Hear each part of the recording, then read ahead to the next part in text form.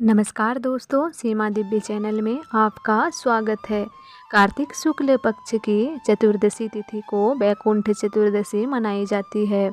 इस साल वैकुंठ चतुर्दशी 7 नवंबर को मनाई जाएगी। वैकुंठ चतुर्दशी पर भगवान शिव और भगवान विष्णु की पूजा होती है। इसके अलावा इस दिन विधि विधान से इन दोनों देवताओं की पूजा करने से वैकुंठ की प्राप्ति होती है। वही कुछ लोग इस दिन व्रत भी रखते हैं। मान्यता है कि इस दिन व्रत रखने से भगवान शिव की विशेष कृपा होती है।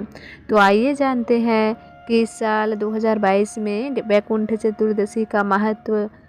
कार्तिक माह के दौरान शुक्ल पक्ष की चतुर्दशी को भगवान विष्णु के साथ साथ भगवान शिव के भक्तों के लिए भी पवित्र माना जाता है।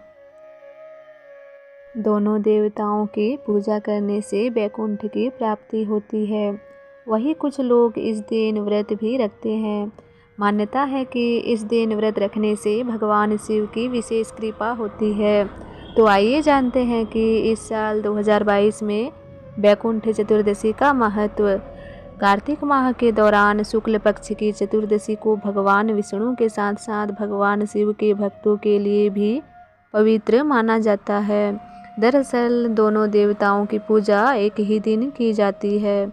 आमतौर पर ऐसा बहुत कम होता है कि एक ही दिन भगवान शिव और भगवान विष्णु की एक साथ पूजा का शुभ अवसर प्राप्त हो सके। वाराणसी के अधिकांश मंदिरों में वैकुंठ चतुर्दशी मनाई जाती है। यह देव दिवाली से एक दिन पहले आता है।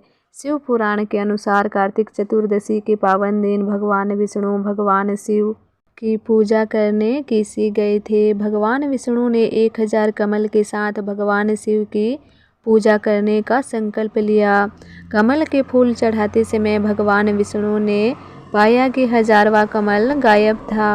अपनी पूजा को पूरा करने के लिए भगवान विष्णु, जिनकी आँखों की तुलना कमल से की जाती है, वे अपनी एक आँख निकालकर भगवान शिव को अर्पित कर दिया। भगवान विष्णु की इस भक्ति ने भगवान शिव को इतना प्रसन्न किया कि उन्होंने न केवल भगवान विष्णु की आँख को पुनर्स्थापित किया, बल्कि उन्होंने भगवान विष्णु को सुदर्शन चक्र का उपहार भी दिया, जिससे भगवान विष्णु ने सबसे शक्तिशाली और पवित्र हथियारों में से एक माना गया है। वैकुंठ चतुर्दशी पर निशिता के दौरान भगवान विष्णु की पूजा की जाती है। भक्त भगवान विष्णु के 1000 नामों विष्णु सहस्त्र नाम का पाठ करते हुए भगवान विष्णु को कमल के पुष्प से पूजा करते हैं। वैकुंठ चौदस की कथा। एक बुढ़िया थी, उसकी एक बछड़ी थी। उसका नाम उर्णी कपूर्णी था। कार्तिक के महीने में बुढ़िया पुष्कर नहाने निकली तो पड़ोसन से कहा, मेरी उर्णी कपूर्णी को चारा डालना और पानी का कुंडा भरकर उसके पास रख देना। पड़ोसन रोज चारा डालती और पानी का कुंडा भरकर रख देती। एक दिन पड़ोसन को ध्यान नहीं रहा और उर्णी कपूर्णी को कुछ भी खाने को नहीं मिला।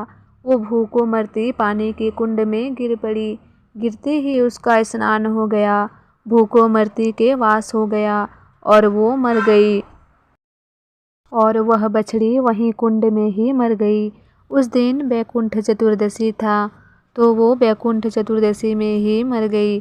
बुढ़िया पुष्कर नहा कर आई तो पड़ोसन से पूछा, मेरी उर्णी कपूर्णी कहाँ है? पड़ोसन बोली, वो तो मर गई। बुढ़िया ने पूछा, उसने कितनी काती नहाई? पड़ोसन बोली, ज़्यादा नहीं, सिर्फ एक वैकुंठ चौदस ही नहाई। वैकुंठ चौदस के पुण्य उर्णी कपूर्णी ने अगले जन्म में राजा के घर में जन्म लिया।